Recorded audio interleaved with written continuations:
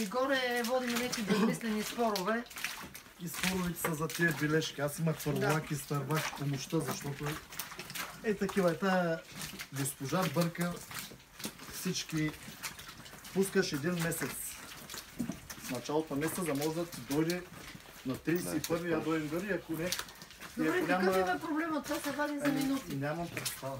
Няма лично. И там има много големи нерви за тия бележки. Доходно.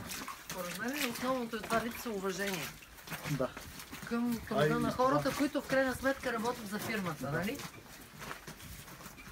Госпожата признава минните инженери и който е завършил минно училище. А ние тук в Доброща къде да завършим минно училище?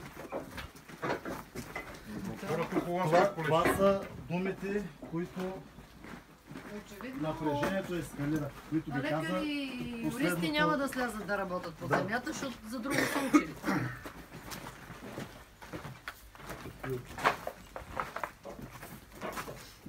Ако за тия пари, за някой да работи.